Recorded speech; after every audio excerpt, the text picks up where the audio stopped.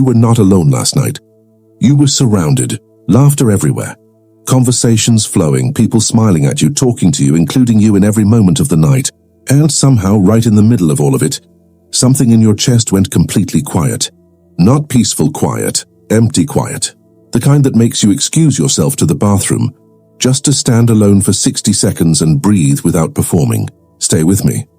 Because what Carl Jung discovered about this specific kind of loneliness, the kind that lives inside crowded rooms and not empty ones, will permanently change how you understand the most painful experience an empath carries. And by the end of this, you will finally have a name for something you have been feeling your entire life, but could never explain to anyone. Carl Jung said that loneliness is not the absence of people. It is the absence of understanding. And nowhere does that absence cut deeper than in the empath who is surrounded by people who know their name, but have never once touched the truth of who they actually are. You see, most people think loneliness is a numbers problem. More friends, more social events, more time around other people. But Jung's research revealed something far deeper, and frankly, far more uncomfortable. Here is what nobody tells empaths about their loneliness. And trust me, once you understand this, you will never spend another night wondering why being around people leaves you feeling more alone than being by yourself. According to Carl Jung, every empath carries within them what he called a depth of soul perception that operates far beneath the surface of ordinary human interaction. Most people experience a conversation.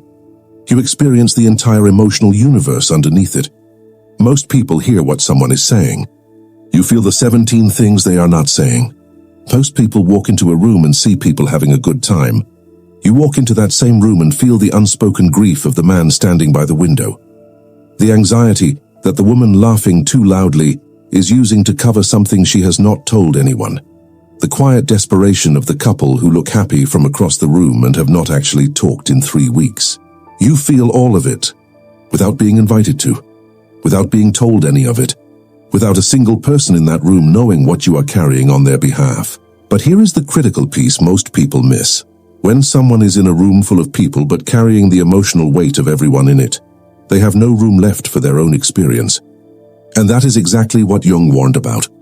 Listen carefully to what happens next, because this is where everything shifts. According to Carl Jung's theory of unconscious emotional merging, empaths do not just observe the emotional states of people around them, they absorb them. Jung called this participation mystique, the involuntary dissolving of the boundary between your inner world and the emotional reality of everyone you are near.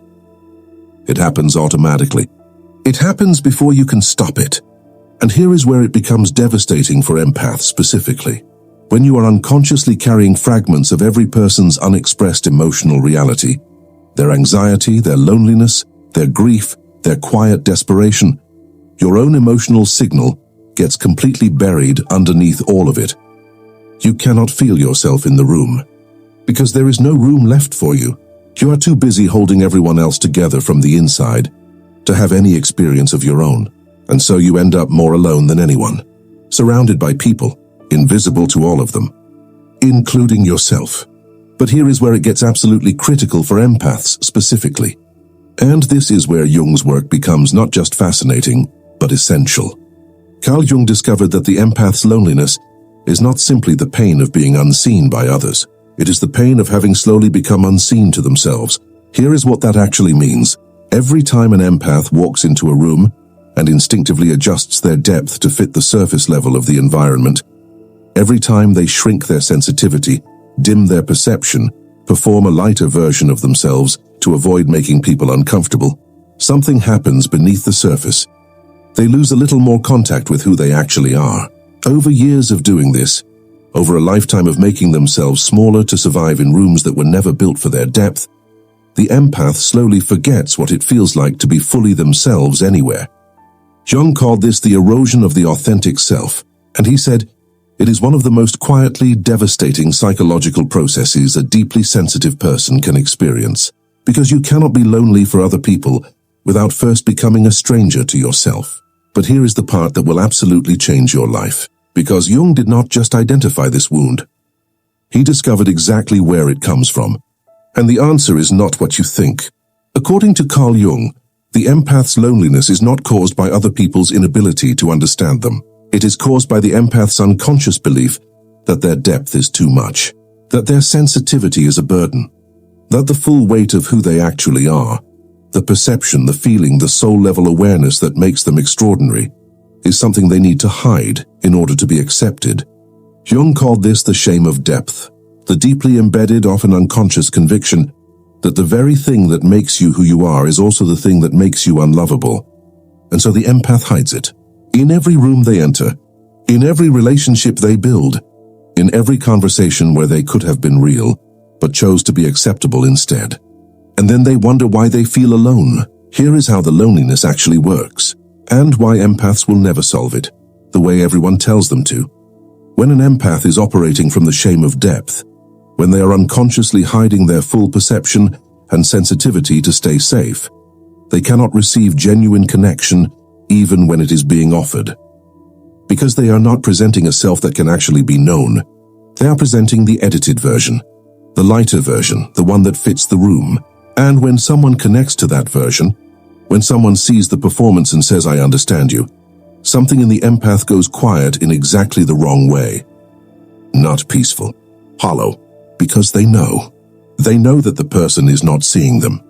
They are seeing the version they were allowed to see, and the real self, the deep, perceptive, extraordinarily sensitive self that has been waiting for someone to actually find it, retreats a little further. Convinced once again that it is too much for the world to hold, Carl Jung discovered something that I need you to sit with. He said that the empath who hides their depth to be accepted will always feel alone. Not sometimes, always. Because you cannot be genuinely connected to another person while presenting a version of yourself designed to not need anything real from them. Connection requires exposure, real exposure. The kind where you let someone see not just the acceptable parts of your sensitivity, but the full weight of what it actually means to be you. And that kind of exposure requires something most empaths have never been given permission to feel. The belief that their depth is not a burden.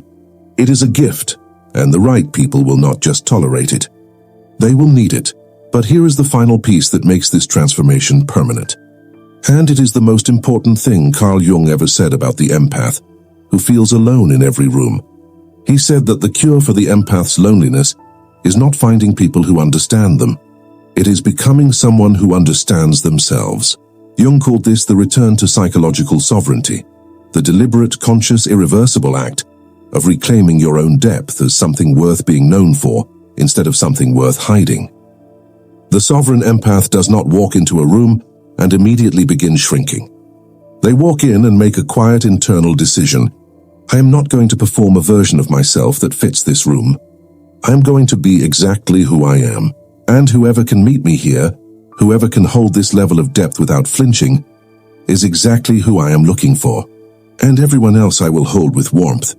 But from a distance, here is what changes when an empath makes that decision. Not everything, not immediately, but something fundamental. They stop feeling lonely in the specific way that has been following them their entire life. Not because they suddenly find themselves surrounded by people who understand them, but because they stop abandoning themselves to be in the room. They stop carrying everyone else's emotional weight at the expense of their own experience. They stop making their most essential self invisible in order to be accepted. And in that stopping, in that quiet, radical, psychologically sovereign act of refusing to be less than they are, something Jung called the authentic encounter becomes possible.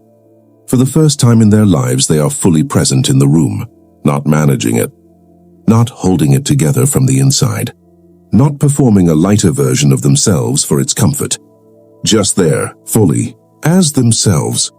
And Jung said that is when the right people finally find them, not because they changed, because they stopped hiding. The loneliness you have been carrying is not evidence that you are too much for the world. It is evidence that you have been making yourself too little for yourself.